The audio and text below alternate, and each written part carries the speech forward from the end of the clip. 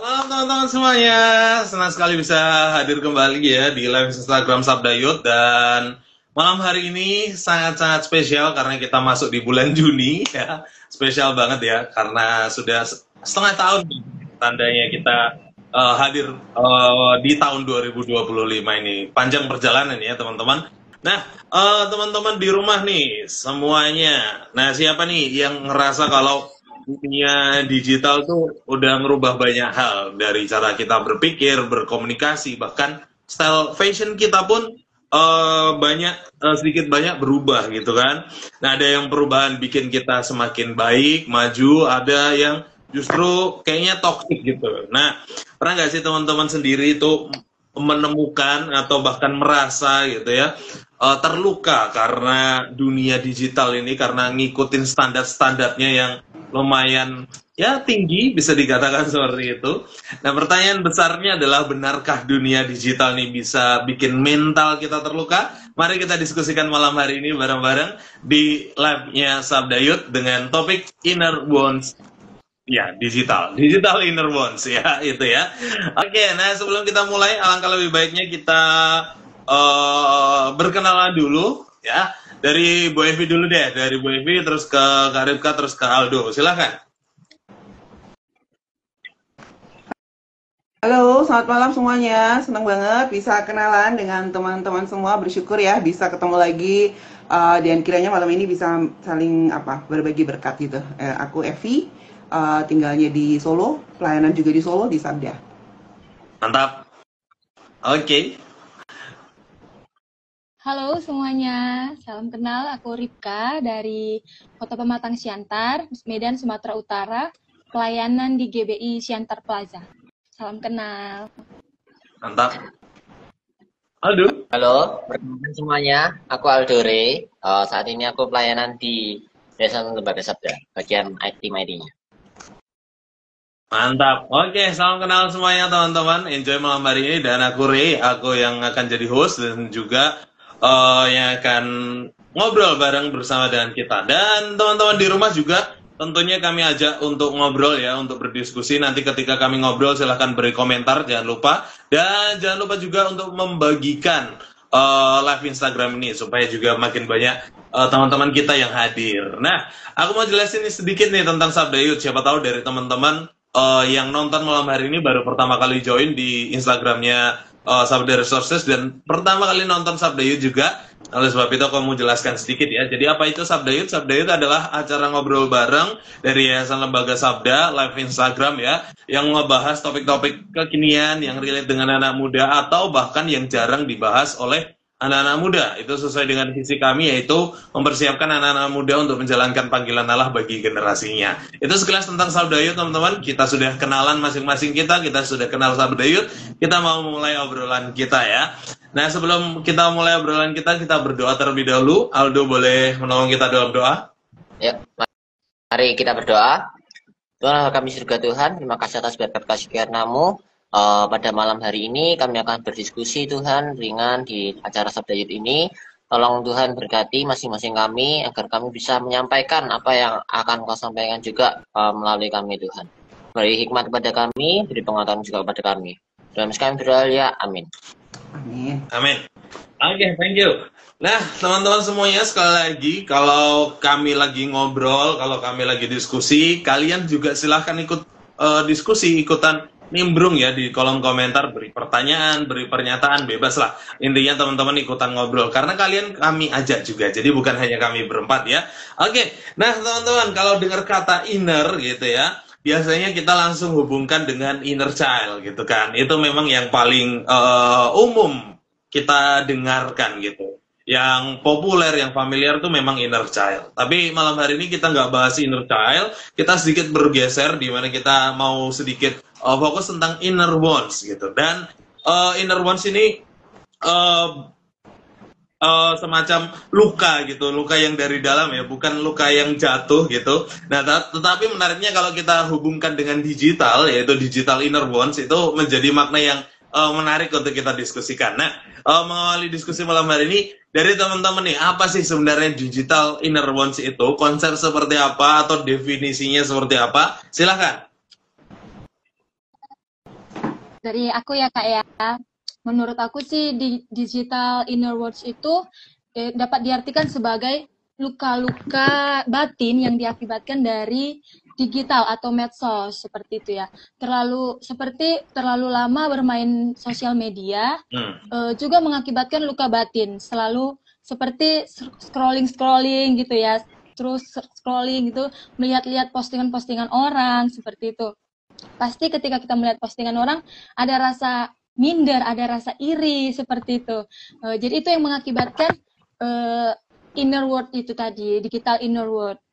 Jadi ada rasa tidak percaya diri gitu. Kita jadi minder lihat postingan-postingan orang. Terus lalu ada juga yang kita rasa ingin mengikuti tren-tren yang terjadi gitu. Pengen seperti ini, pengen seperti itu, seperti itu gitu. Itu sih Kak menurut saya. Ya. Ya, aku ya. Oke.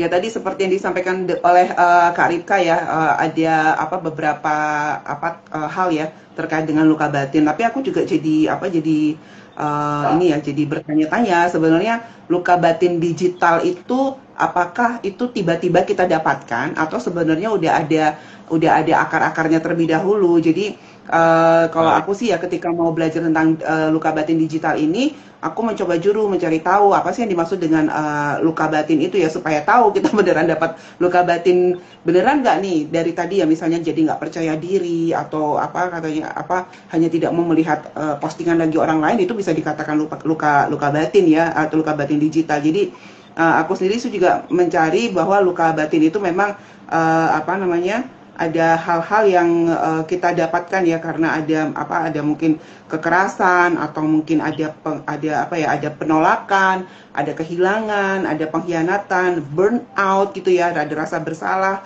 bahkan mungkin kata-kata yang melukai sehingga terjadi rasa sakit di dalam jiwa atau hati seseorang ya, karena banyaknya pengalaman-pengalaman negatif yang beruntun ya yang dia dapatkan dan tidak ada waktu untuk sembuh sehingga menjadi luka di dalam dirinya. Nah, kalau itu dibawa masuk ya ketika dia berinteraksi juga di dalam dunia digital, itu juga bisa berdampak kepada emosi, cara dia menangani, cara dia berinteraksi di dunia digital, sehingga nambah lagi luka batinnya menjadi luka batin digital begitu. Itu yang coba aku pelajari. Ya, kalau aku nambahin sedikit ya. Kadang luka batin itu tertimbun karena kemudahan teknologi saat ini. Bahkan ketika kita mudah komunikasi, semua ada di genggaman tangan, itu mudah banget kayak kita terluka dengan kata-kata mungkin yang kita ketikkan, kita merasa tidak melukai, kita merasa ingin bersanda gurau gitu, ternyata bisa melukai. Contoh kayak body shaming tuh. Kita aku pengennya kayak guyonan sama Mas Ri. Mas Ri gemukan. Tuh. Ternyata Mas Ri sakit hati. Itu bisa menjadi timbul akar dari luka batin ini tadi. Kalau menurutku itu karena ada kemudahan itu sih. Ya, menarik sih teman-teman dari pemaparan yang teman-teman sampaikan ya. Yang intinya sebenarnya karena ada interaksi makanya ada luka. Itu yang aku sedikit soroti gitu. Dimana interaksi ini yang cenderungnya negatif gitu. Cuman yang menarik dari Bu Evi tadi, kalau sebenarnya luka ini dari diri kita terlebih dahulu. Maksudnya kita sudah ada sedikit goresan mungkin, dan akhirnya ketika tergores lagi di dunia digital itu makin parah gitu. Nah, sehingga kita nganggapnya itu sebuah mungkin ya kayak yang dicontohkan Aldo itu, kita nganggapnya wah cyberbullying nih, membuli aku nih gitu, dan segala macam, dan termasuk kita nuruti standar-standar TikTok atau standar-standar medsos lainnya gitu yang biasanya justru membuat kita terluka sendiri karena kapasitas kita, kemampuan kita bukan di level itu gitu. Nah itu menyebabkan luka digital sih. Intinya luka digital nih menurutku interaksi digital itu sendiri yang membuat kita terluka. Itu interaksi negatif khususnya. Aku ya. Pertanyaannya apakah misalnya ketika interaksi itu hanya terjadi sekali bisa langsung menimbulkan luka batin kah? Atau harus berkali-kali atau gimana nih? Karena misalnya ya sekali dapat body shaming langsung kena luka batin, bisa nggak? Saya marah, saya tersinggung karena dikatain misalnya kok kamu kulitnya nggak putih gitu ya, gitu ya misalnya ya gitu ya. Nah, itu sekali interaksi doang atau bisa terjadi karena berkali-kali sehingga terjadi hal-hal yang pengalaman traumatis yang itu baru menimbulkan luka. Bisa nggak hanya dalam satu kali interaksi? Aku ya Kak ya, menurut aku itu sih misal itu data mungkin bukan dari satu orang seperti itu, mungkin dia misalnya posting gitu kan, sebuah postingan dan itu komenan yang buruk itu bukan dari satu orang, itu menurutku kayak misalnya banyak nih yang komen seperti itu, kamu kok hitam atau apa seperti itu komennya, dan banyak orang seperti itu, jadi dia kayak kok kayak gini ya gitu, jadi kayak terluka dia, jadi dia jadi malas nih memposting, jadi minder kan akhirnya seperti itu. Ya, itu juga karena ada tumpukan masalah-masalah yang ada. Kita sudah lelah, kita mau mencari hiburan di dunia digital ini dengan main game, dengan scroll sosmed, membuat story. Terus dengan adanya itu kita bisa dapat komentar buruk. Nah, itu juga bisa menimbulkan makin adanya luka digital itu tadi. Luka batin secara Ya.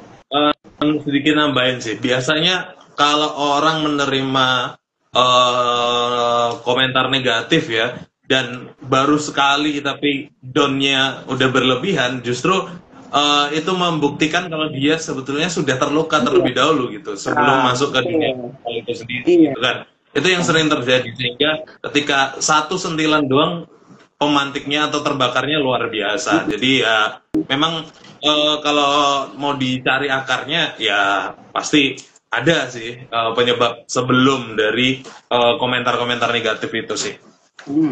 Aku ya, atau bisa juga loh, mungkin teman-teman di rumah juga bisa kasih komentar ya tentang, kita belum bicara tentang tanda-tanda luka batin gitu ya, cuman ya definisinya, sehingga kita bisa tahu ya luka batin itu biasanya seperti apa. Nah, bisa juga ya mungkin dalam sekali interaksi dia baru nyoba, atau selama ini dia dapat happy aja di dunia digital, tetapi dalam satu kali interaksi dia mendapatkan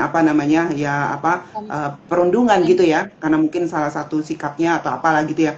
Nah, kebetulan dia adalah seorang remaja, dan ketika masa remaja itu masa identitas kita sedang dibentuk. Nah, ini memang sering terjadi ya. Masa identitas sedang dibentuk, lalu ada perkataan atau ejekan yang selama ini mungkin dia tidak tahu ternyata dia rentan di situ, dan akhirnya dalam masa-masa identitas itu ya biasanya tuh lumayan tertancap kuat tuh di dalam hati. Satu orang ngomong, dia akan menganggap satu dunia bicara seperti itu kepada dia, walaupun hanya satu kali interaksi. Itu ada pengalaman seperti itu. Gimana?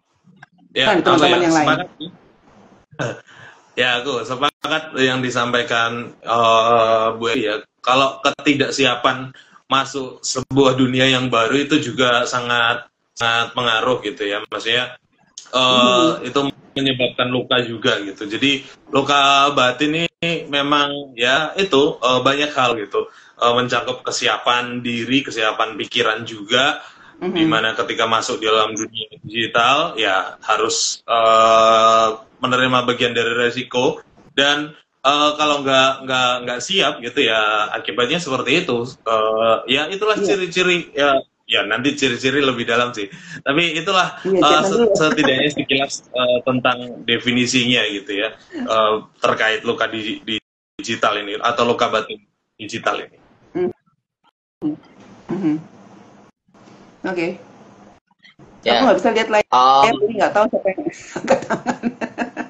Ya, lebih ke arah kalau itu lebih nakutin lagi ketika sebenarnya kita sudah mendapatkan luka, kita mencoba untuk menghibur diri, melakukan healing sendiri, tapi malah mendapatkan luka lebih dalam lagi dari digital ini. Ini malah ada pertanyaan yang bagus sih dari Telestian ini. Apakah luka batin dan trauma itu sama? Coba menurut teman-teman gimana ini? Ya, siapa mau jawab nih? Ya aku dulu ya. Nanti teman-teman boleh tambahin. Luka batin dan trauma kayaknya beda tipis. Maksudnya kayaknya sama sih. Nggak tahu sih.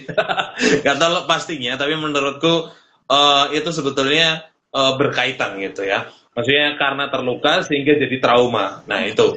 Lebih tepatnya itu mungkin ya gitu ya, sepemahamanku aja. Seseorang bisa terjadi luka batin kayaknya di dunia digital ini karena pernah dibully dalam dunia digital, sehingga membatasi diri dalam dunia digital. Itulah trauma itu, sehingga tidak mau berlebihan dalam dunia digital karena ada trauma itu. Itu gimana menurut teman-teman? Silakan. Ya, sama Kak, aku juga setuju sama pendapat Kak Ray. Kalau dari luka batin itu, dampaknya itu ya trauma itu sendiri seperti itu. Jadi sehingga dia menarik diri dari dunia sosial medsos seperti itu. Padahal kan kalau kita menggunakan sosmed dengan bijak, itu kan sangat membantu kita seperti itu ya. Ya. Aldo, gimana menurutmu sendiri? Menurutku sendiri, trauma dan luka batin itu sebenarnya dua hal yang berbeda kalau menurutku ya. Karena kalau trauma itu biasanya kita mendapatkan itu karena sesuatu. Misal kita trauma terhadap ketinggian, fobia ketinggian, kita memiliki ketakutan ketinggian, berarti kita telah pernah melakukan apa ya? Misal jatuh dari ketinggian, akhirnya kita memiliki trauma terhadap ketinggian. Nah, kalau luka batin itu kalau menurutku, apalagi secara digital ini, itu adalah luka yang terus-menerus kita terima, sebenarnya kayak penyakit yang terus-menerus kita terima, kita ignore, akhirnya menjadi goresan di diri kita, dan itu menjadi luka, dan itu akhirnya yang menjadi suatu hal yang apa ya, traumatis sendiri, jadi bisa membuat kita sedih gitu. Seperti itu, nggak kayak traumatik yang benar-benar menjadi ketakutan, suatu ketakutan terhadap suatu hal, ya nggak seperti itu juga. Ya, betul. Setuju. Kalau menurut Baby gimana ini? Kalau menurut Baby ini gimana? Trauma dan luka batin. Tadi udah dibahas sama Karika juga, Ray dan kamu juga ya. Tapi kan kita balik lagi ya ke masalah yang digital gitu ya. Luka batin yang berlebihan atau terus-menerus dan tidak ditanggulangi, betul bisa menjadi traumatis yang berat gitu, sehingga jadi double gitu ya. Jadi makanya sebelum masuk ke dalam tahap yang traumatis itu ya harus disembuhkan dulu untuk luka batin, terutama luka batin digitalnya ya. Orang yang punya luka batin digital belum tentu dia belum tentu dia nggak mau lagi masuk ke dunia digital. Mungkin dia bisa masuk, tetap bisa pegang handphonenya lalu masuk ke dunia digital, platform yang beda, atau hanya menghindari orang-orang tertentu. Tapi kalau sudah punya pengalaman traumatis gitu ya, karena luka batin yang tidak disembuhkan, bisa jadi dia bahkan akan tidak mau lagi punya akun media sosial dimanapun. Itu saya lihat cukup banyak teman-teman yang menghapus seluruh akunnya karena trauma ya, banyak masalah yang terjadi ketika dia berinteraksi di dunia maya, gitu sih. Ya, menarik sih pembahasan kita. Tapi kalau kita lihat pengguna media sosial ya, kebanyakan kan memang usia-usia produktif ya, maksudnya ya remaja dewasa, lebih ke situ ya. Orang-orang yang cenderung agak tua ya ada gitu, tapi nggak sebanyak yang masih muda. Nah, oleh sebab itu apakah inner wounds ini atau luka batin digital ini menyerangnya ke anak-anak muda, atau mungkin ke orang-orang tua juga bakal bisa merasakannya, atau seperti apa menurut kalian? Gimana? Ya, aku ya, kalau menyerang ke siapa, itu menyerang siapa aja bisa, anak-anak muda, orang tua juga bisa. Cuman yang paling rentan itu memang mereka yang paling sering menggunakan atau masuk ke dalam media sosial gitu ya. Nah, kebanyakan kalau kita lihat statistik kan memang kebanyakan usia-usia sekitar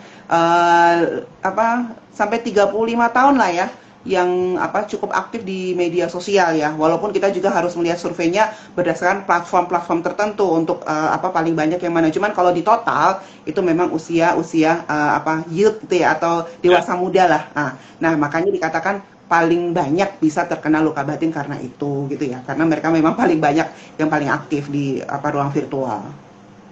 Ya, menurutku ya setuju juga sih sama Bu Evi. Pasti yang paling banyak itu anak-anak muda, dan tidak menutup kemungkinan orang-orang tua juga pasti bisa terkena, apalagi dengan capeknya pekerjaan, mereka ingin healing di dunia digital, ternyata malah mendapatkan suatu kabar yang menyakitkan, menjadi luka batin tersendiri. Itu juga bisa jadi potensi. Iya. aku mau nambahin, ditambah lagi anak-anak muda atau remaja itu kebanyakan mereka memang sedang mencari identitas diri gitu ya. Jadi sangat bahaya kalau mereka mencari identitas diri mereka itu berdasarkan pengalaman mereka lewat media sosial. Sedangkan kalau sudah usia-usia dewasa ke atas gitu ya, kebanyakan mereka mengakses media sosial itu bukan untuk mencari lagi identitas diri, tapi lebih untuk menyatakan ini loh gue gitu ya. Itu kan perbedaannya ya dengan yang masih remaja gitu. Ya. Ditambah lagi kan Kak, kalau misalnya anak-anak muda itu kan emosi masih labil ya. Jadi masih mudah tersinggung seperti itu, mudah sensitif lah istilahnya seperti itu. Jadi sangat rentan dengan itu luka batin. Iya. Oke. Oh ya, ngomong lagi Kak. Kamu ngomong? Ngomong apa pring ya? Karena mangap, kupikir mau ngomong nih. Nah iya betul sih, yang teman-teman sampaikan memang kebanyakan ya usia-usia remaja menuju sampai 35 mungkin ya, itu yang memang rentan. Apalagi kalau sudah usia segitu belum nikah lagi, waduh.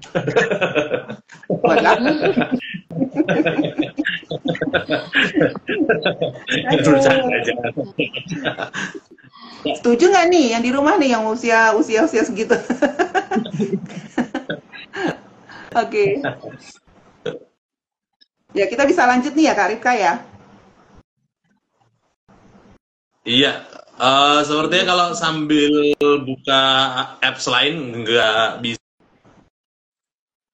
Oh. Iya juga. Oh, begitu. Kalau sambil buka apps lain bakal buffering dia. Oke. Jadi kan Kak kita tadi udah banyak ya ngerti tentang arti luka batin digital itu ya, karena digital. Jadi kita kan juga pengen tahu lebih dalam lagi. Jangan-jangan kita sendiri tanpa kita sadari gitu ya, kita ternyata juga sudah terkena luka batin itu kan. Jadi bagaimana ya Kak caranya mengetahui nih tanda-tanda luka batin itu? Luka batin karena digital atau digital inner world. Oke, iya. Oke ya, aku ya. Paling tidak tadi sudah sempat kita bahas ya, karena itu ada tekanan secara emosi, psikologis dan sebagainya ya. Jadi kalau secara emosi kita bisa lihat dari reaksi ya. Kalau misalnya cepat tersinggung dengan komentar atau postingan orang lain, dan itu tidak hanya terjadi sekali, tetapi setiap kali dia mengomentari orang-orang tertentu atau postingan tertentu, dia akan punya nada-nada negatif dan berusaha untuk menyakiti ya. Itu kemungkinan besar dia punya luka batin yang dialami dalam dunia digital ya. Atau dia cemas berlebihan bukan karena cemas berada di dunia digital gitu ya. Justru dia cemas berlebihan karena dia merasa takut tertinggal informasi atau update dari dunia digital yang sedang terjadi dari media sosial. Jadi dia akan merasakan kayak rasanya tegang, rasanya parno, panik gitu ya kalau dia sehari aja tidak melihat apa yang sedang terjadi di dunia digital. Jadi ada dua tanda mereka yang berusaha untuk hadir tapi secara negatif, tapi ada juga yang merasa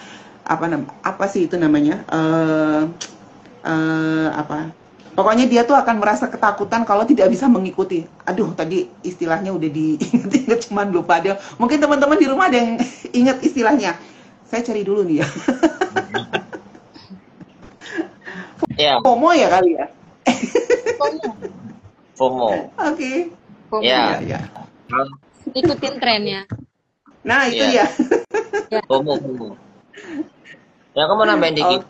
Jadi ada juga sampai terlalu dengan adanya luka batin ini sampai akhirnya insecure sendiri, sampai akhirnya susah untuk tidur, nggak bisa tidur, terlalu memikirkan tadi komentarnya gimana ya, apa aku hapus dulu postinganku, akhirnya foto profilnya hilang, terus harusnya centang dua warnanya biru jadinya centang dua, nggak ada warnanya. Oh, jadi yang centang-centang hitam kalau di WhatsApp itu ini ya berarti ya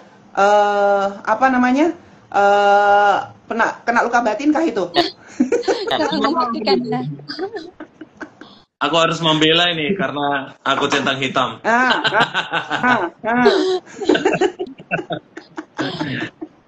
Ya centang hitam itu sebetulnya menghindari supaya walaupun ngerit tapi nggak kelihatan ngerit aja sih.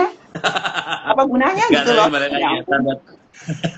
tanda-tandanya menurutku ya sepakat sih, tanda-tanda dasar adalah hilangnya foto profil baik WhatsApp atau medsos lain.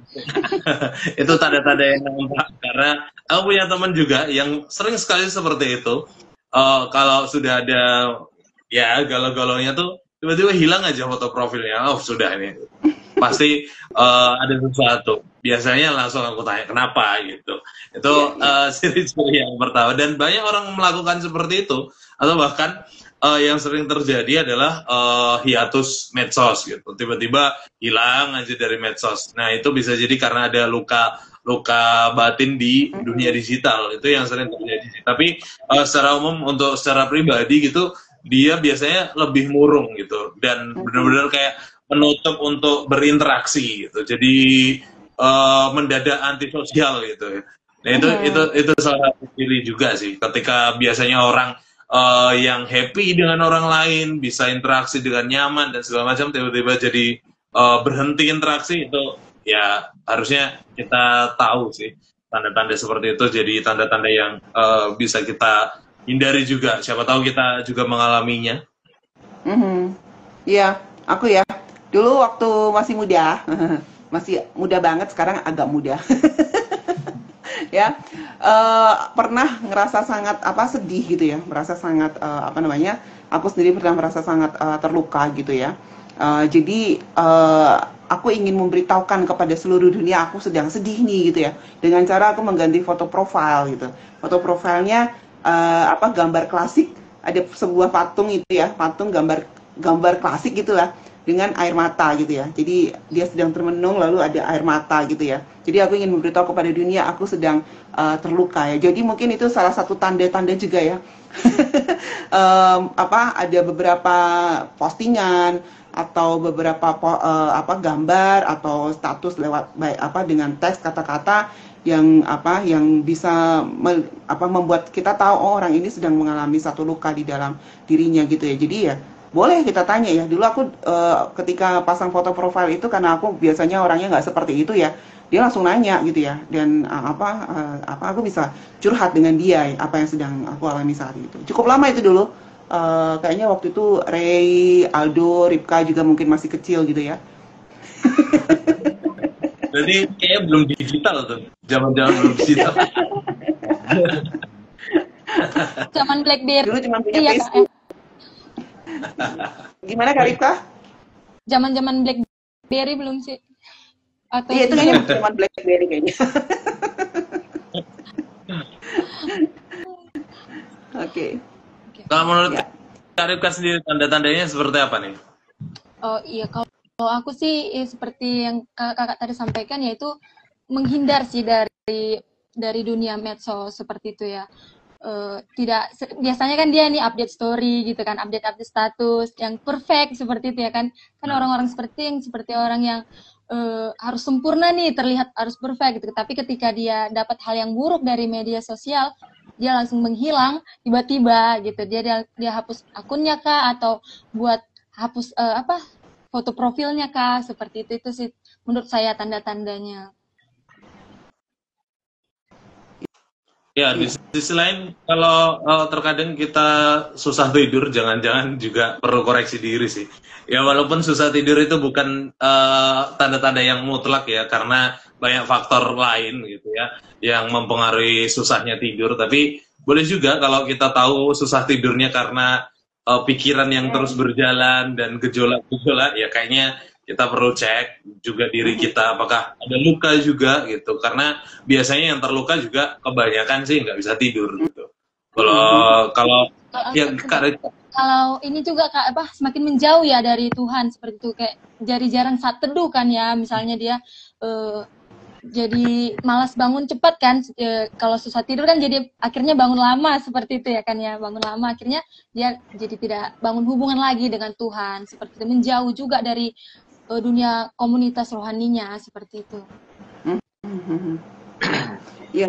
Yes. Dulu udah bentar doh. Oke. Nggak, ini jadi ini juga karena sebenarnya tadi tanda-tanda yang kita sebutkan itu sebenarnya tanda-tanda biasa yang saat ini sering banget dialami dengan anak-anak muda sekarang ya, karena saya bergaulnya dengan pelayanannya kepada anak-anak muda juga, dan juga keponakan-keponakan juga masih muda-muda, sehingga masih remaja bahkan ya, sehingga kadang-kadang sering ribut ya dengan semua tanda-tanda yang ada di situ. Lalu mereka pernah jawab kepada saya, itu hal yang biasa kok tante ya.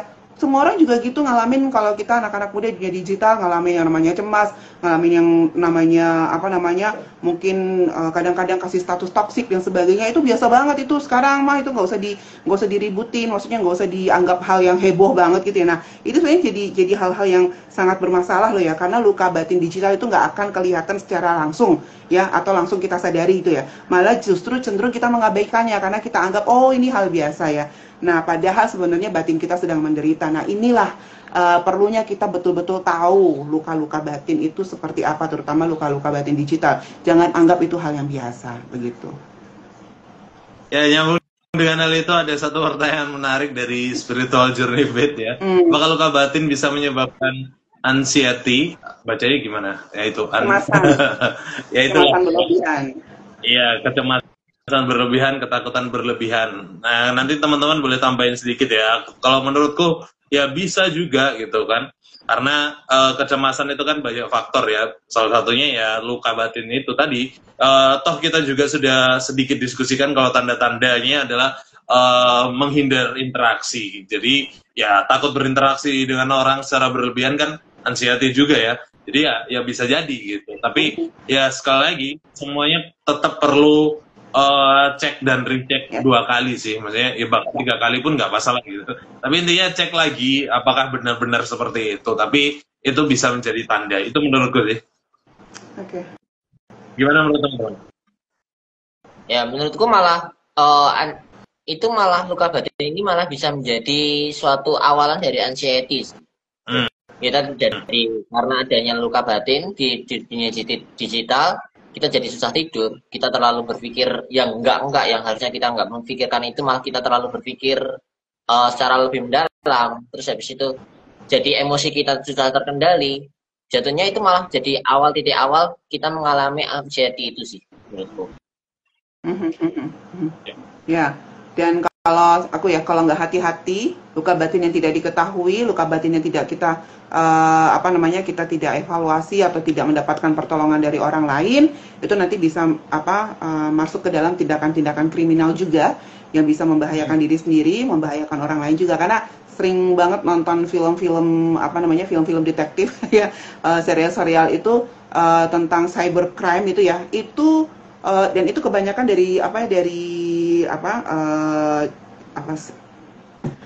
true story gitu ya. Itu ya. Itu pengalaman dari luka batin yang mereka alami ketika mereka berada di dunia virtual, sehingga mereka melakukan pembalasan dendam juga lewat hal-hal yang mereka bisa lakukan secara digital begitu, sampai memakan korban nyawa. Jadi memang perlu hati-hati. Ya. Aldo masih di sini nyawanya atau sudah menghilang? Oke. Kira mau berbicara gitu. Ya, kita udah banyak bicara sih soal luka batin, soal peristiwa-peristiwa yang bisa menimbulkan luka batin. Nah, itu pasti semua ada ketika kita berselancar di sosial media, di dunia digital, itu pasti ada plus dan negatifnya. Plusnya kita bisa tahu soal informasi lebih cepat, negatifnya ya kita bisa mudah terkena luka batin. Kalau kita sudah terkena luka batin, kita bisa merespon itu dengan ya udah kita terluka, dengan meratapi, menggalau, akhirnya semakin jatuh, makin dalam. Atau kita juga bisa merespon dengan bangkit lagi. Jadi kita merespon dengan bijak. Nah, kalau itu kan respon kita secara prinsip dunia, semua ada plus dan minusnya. Gimana kalau kita secara pribadi, orang-orang percaya, itu terkena luka batin ini. Gimana ini? Apakah ada tanggapan dari teman-teman? Ya, orang percaya kan dipanggil untuk tidak serupa dengan dunia ya. Tapi bukan berarti cara-cara dunia itu nggak harus, maksudnya kita benar-benar anti dengan cara-cara dunia yang umum tadi kan. Itu kan prinsip-prinsip umum bahwa kita harus meresponnya secara positif. Kalau kita dilukai orang gitu kan, semuanya ya. Nah, hal-hal seperti itu kan secara positif ya baik aja gitu. Dan kita bisa menggunakannya. Tapi terlebih yang paling utama ketika berbicara tentang orang percaya, khususnya orang-orang Kristen, ya berarti kita harus meresponnya dengan mengenali diri kita gitu. Siapa sih kita di dalam Kristus? Nah, dengan identitas kita di dalam Kristus itulah kita bisa merespon dengan benar. Karena kalau kita nggak tahu nih siapa kita di dalam Kristus, respon kita pasti cenderungnya salah gitu. Atau hanya sebatas baik doang gitu, nggak sampai di titik benar gitu. Tapi kalau ketika kita tahu identitas kita dalam Kristus, ya kita responnya pasti baik dan benar gitu. Jadi bukan hanya sebatas baik doang. Itu sih. Kalau dari aku sih Kak, sebagai orang percaya gitu kita pasti harus selalu ya, harus wajib lah ya, sebagai orang percaya kita harus wajib mengisi hidup kita itu harus rajin-rajin membaca Alkitab. Itu paling penting ya kan. Karena kita itulah menjadi kekuatan bagi kita gitu. Ketika kita dapat perlakuan dari yang tidak baik gitu dari media sosial yang dapat merusak hati kita, namun ketika kita selalu mengisi pikiran kita dengan firman Tuhan seperti dalam Filipi 4 ayat 8 itu mengatakan pikirkanlah yang baik, pikirkanlah yang sehat, yang suci, yang gitu kan. Jadi ketika ada hal-hal yang tidak enak gitu ya kan dari digital, pasti pikiran kita juga respon kita akan biasa aja gitu, santai, tetap santai gitu. Karena kita udah ada firman seperti itu, udah ada Roh Kudus yang menjaga kita seperti itu, yang membentengi kita sehingga kita tidak lagi mudah tersinggung atau mudah emosi, sensitif seperti itu. Itu sih menjaga pikiran paling penting. Iya, dari aku ya. Jadi memang seringkali masalah identitasnya jadi masalah karena sekarang kan kita kecenderungan media sosial itu kita jadikan tempat untuk validasi ya. Nah, kalau misalnya identitas kita di dalam Kristus itu kita sendiri nggak teguh atau kita tidak kenal siapa diri kita, nggak kenal siapa Allah gitu ya, sehingga kita hanya mengharapkan validasi itu dari validasi dunia, terutama dunia digital gitu ya, tidak bergantung kepada apa yang Tuhan katakan tentang diri kita ya, tentang kita sebagai orang-orang yang sudah percaya. Kita terlalu tergantung kepada likes, views, atau followers gitu ya, dan bahkan sekarang media sosial sedang mengarahkan ke sana ya, dengan berbagai macam program-programnya yang pro itu ya, yang sangat-sangat sangat-sangat menuntut orang untuk punya banyak followers, banyak pengikut, memberikan gift dan sebagainya. Semua validasi ditentukan oleh hal-hal yang fana seperti itu, dan itu bisa menimbulkan luka-luka batin yang tidak kita sadari, atau benih-benih luka batin yang tidak disadari kalau kita tidak punya identitas yang kuat di dalam Kristus begitu. Ya, aku mau nambahin dikit. Selain kita harus mengenal diri kita, selalu harus memberikan semua itu kepada Tuhan. Ya, kita ini juga makhluk sosial, jadi kita juga perlu komunitas yang kuat juga untuk bisa saling menopang, bisa kita sharingkan apa yang menjadi luka-luka kita. Jadi kita bisa berjalan bersama gitu, nggak cuma menyimpan itu semua sendiri dan akhirnya meledak sendiri, malah sakit sendiri kepada diri kita. Dan ketika kita sudah sadar nih ya, kita sadar nih kita itu ada nih terkena luka batin dari di dunia digital seperti itu, kita harus mengaku itu pada Tuhan dan harus mau dibimbing lagi sama Tuhan, itu harus mendekatkan diri sama Tuhan, itu harus mau memperbaiki hubungan kita dengan Tuhan gitu. Ketika kita harus sadar hal itu dan kita harus terbukalah dengan Tuhan supaya Tuhan bisa pulihkan hati kita, pulihkan.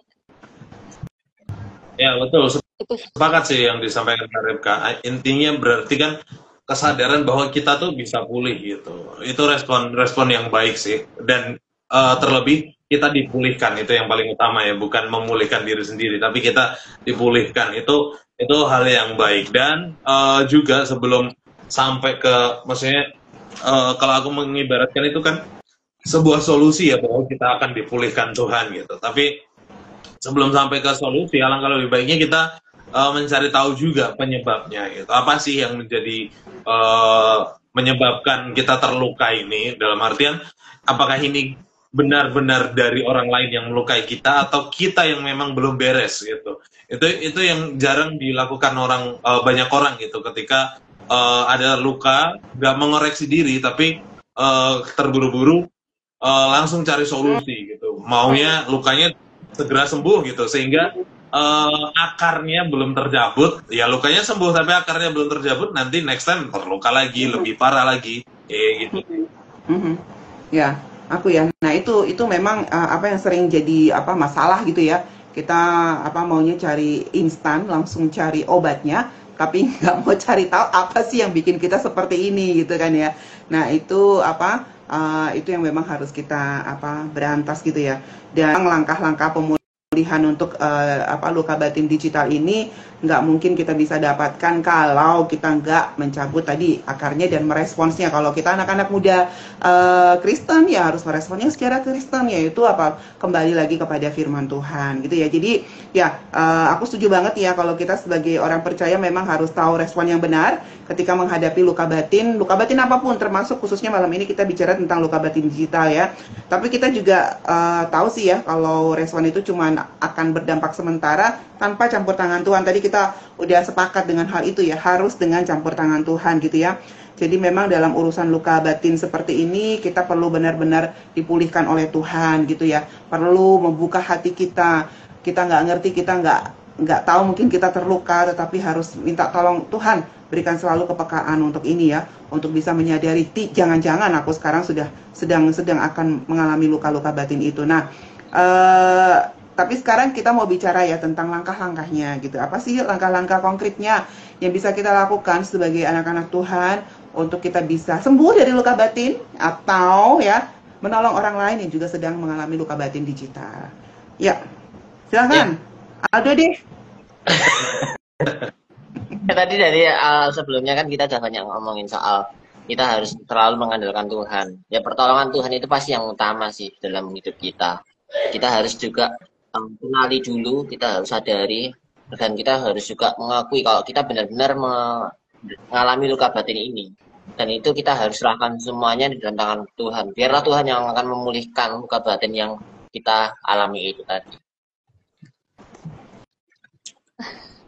Silakan duluan nggak? Oh iya, kalau dari aku, mari kita sama-sama bergabung dengan komunitas rohani. Jadi sesama anak muda, kita bisa saling menguatkan. Di komunitas rohani itu, kita bisa saling melihat nih kan, teman-teman kita yang mungkin sudah mengalami luka batin. Dan teman yang lain bisa saling menguatkan, kita saling bisa menguatkan, saling mendoakan, seperti itu kan. Jadi kita butuh orang-orang di sekitar kita. Kita nggak bisa berjuang sendiri, kita nggak bisa berproses sendiri. Kita butuh teman-teman, komunitas rohani, teman-teman yang bisa membuat kita semakin bertumbuh, berubah ke arah lebih baik lagi. Seperti itu. Ya, betul nih, sepakat yang disampaikan teman-teman. Tapi yang juga tak kalah pentingnya yaitu hidup di dalam identitas Kristus juga. Karena tadi kan respon kita menyadari identitas kita ya di dalam Kristus. Ya sebetulnya langkah yang terbaik ya menghidupi itu. Menghidupinya gimana? Ya, hidup dalam firman, taat akan kehendaknya itu semua mendasari kita bagaimana cara berinteraksi sehingga ketika mungkin mendapatkan luka atau dilukai orang, ya kita meresponnya dengan tetap kasih yang utama itu kan yang diajarkan Alkitab juga, kasih menekankan kasih. Dan ketika kita tahu kita sudah dikasihi Tuhan, ya kita akan mengasihi orang lain meskipun kita dilukai itu. Jadi langkah-langkah praktisnya adalah hidupilah firman Tuhan itu. Gitu. Menurutku sih.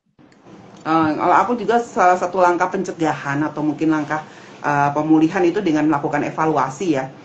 Mungkin lakukan evaluasi konten-konten yang kita konsumsi selama ini, konsumsinya konten-konten yang seperti apa nih gitu ya. Itu biasa kelihatan nanti FYP atau iklan-iklan yang sering muncul di media sosial kita, atau feed ya, kategori feed yang sering muncul di media sosial kita gitu ya. Jadi harus kita evaluasi gitu.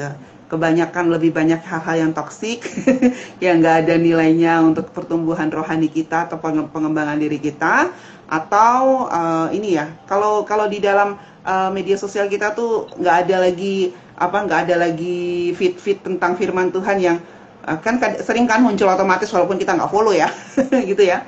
Kalau nggak pernah ada muncul hal seperti itu, evaluasi konten kita, karena kita bisa terjerumus kepada hal-hal yang bisa membuat kita luka ya. Kalau kita tidak pernah ada firman Tuhan dalam media sosial kita. Lalu juga konsumsi nggak cuma yang kita bukan cuma konten yang kita konsumsi, tapi konten yang kita unggah ya. Kita bisa lihat, coba buka feedmu semua gitu ya. Maksudnya dibuka di beranda kita gitu ya.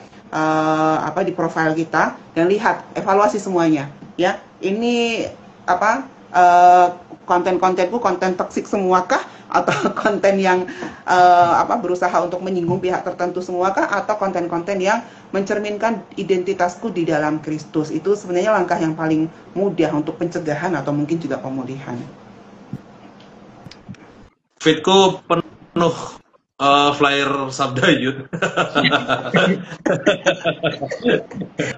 Nanti kau trauma.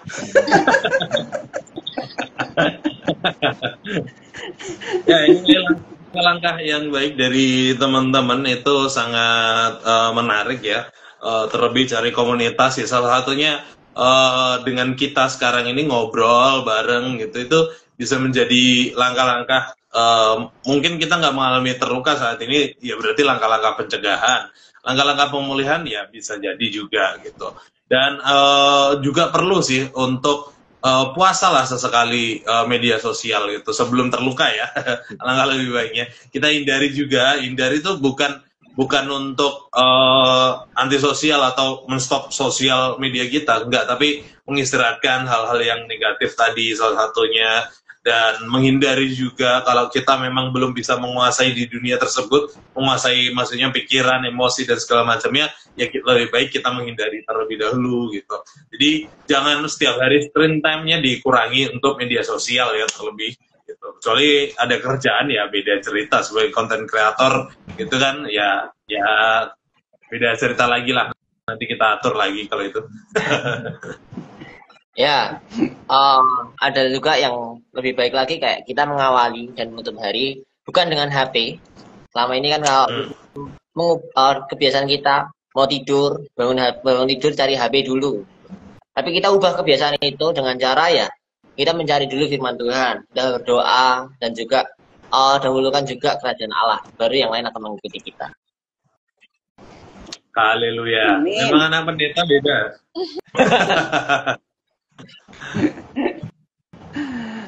Oke.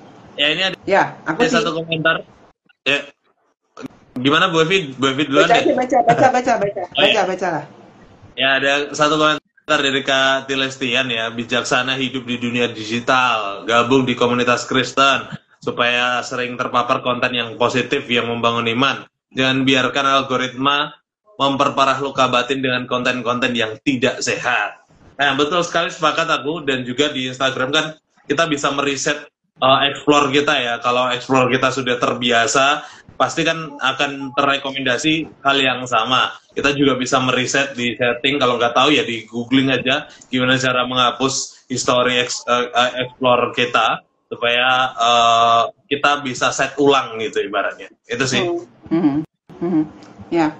Ada satu lagi sih yang juga mungkin kita perlu tingkatkan gitu ya, ketika supaya kita terhindar atau bisa dipulihkan, yaitu dengan meningkatkan dan melatih Christian Digital Quotient kita atau Christian Artificial Intelligence Quotient kita. Ini ngomongnya rada-rada ini ya. Tapi memang benar sih ya, kita perlu punya keterampilan digital supaya sebagai orang percaya ya. Jadi menerapkan nilai-nilai Kristen, nilai-nilai Alkitab dalam keterampilan kita melakukan interaksi di dunia digital maupun ketika kita memanfaatkan teknologi-teknologi yang ada saat ini ya, teknologi-teknologi AI, supaya kita bisa mengukur dan berpikir kritis terhadap semua tindakan kita atau interaksi kita yang terjadi di dunia digital gitu ya, sehingga yang kita tahu kita bisa evaluasi terus ya, apakah kegiatan kita, waktu-waktu kita di dunia digital kita habiskan untuk memuliakan Tuhan, apakah semua yang kita lakukan itu membangun diri kita dengan orang lain, atau apakah ini semua sesuai dengan identitasku sebagai anak-anak Tuhan. Dan itu harus dilakukan secara intensional, bukan hanya ketika kita sedang mengalami atau sudah jatuh ke dalam lubang luka batin digital. Kalau udah jatuh ke dalam lubang luka batin digital susah banget loh, karena kita sendiri pasti nggak akan bisa nolong diri kita sendiri. Jadi sebelum itu lakukan pencegahan. Itu sih. Ya, kata-kata yang sering kita dengarkan lebih baik mencegah daripada mengobati ya gitu. Itu dibungkus obat. Berlaku juga tuh di dalam. Oh ya, aku jadi teringat gitu terkait obat gitu ya, Amsal ya, hati yang gembira adalah obat. Kayaknya itu jadi langkah-langkah yang baik untuk terus pulih ya, yaitu gembira hatinya. Artinya ini bukan hanya soal gembira pura-pura bahagia atau mencari sesuatu yang fun gitu, tapi benar-benar bahagia yang daripada Allah gitu kan, terlebih damai sejahtera itu yang akan mendorong kita untuk pulih dari luka batin kita terkait interaksi digital. Itu sih. Ya. Oke, gimana? Ada lagi dari teman-teman? Aku sih mungkin kita bisa baca di Efesus 1 ayat 3 sampai 14 itu ya. Kalau kita baca itu di situ ada penekanan tentang siapa kita di hadapan Allah gitu ya. Supaya kita bisa sendiri menjadi orang-orang yang bijaksana lah guys, ketika kita menghidupi identitas kita di dunia maya. Jadi kita tahu kita orang diberkati, kita tahu ini Devlin tadi di sini bilang Tuhan juga menjadi sumber kedamaian sejati terutama bagi manusia yang berdosa. Kita tahu kita manusia berdosa yang sudah diselamatkan, sudah diampuni, kita sudah dikasihi dan sekarang kita adalah milik Allah. Itu jadi mungkin di Efesus 1 3 sampai 14 bisa menolong juga untuk kita bisa bangkit lah ya. Kalau sekarang mungkin sudah mulai mengalami luka batin digital itu. Ya, oke, menarik teman-teman, dan sayangnya waktunya membatasi kita ya malam hari ini. Jadi waktu terus berjalan dan sudah mendekati jam 8, artinya kita harus segera berpisah. Tapi jangan khawatir, minggu depan kita masih berjumpa ya dengan topik yang baru tentunya. Tapi sebelum mendengarkan hal-hal beberapa informasi, lebih baiknya kita berikan closing statement dulu nih masing-masing kita. Silakan beri closing statementnya sebagai call to action penonton di rumah maupun kesimpulan atau berkat yang ya menjadi bekal untuk dibawa pulang nanti selesai live. Dari Kadipka dulu deh, terus ke Aldo, terus ke aku, baru Bevi terakhir.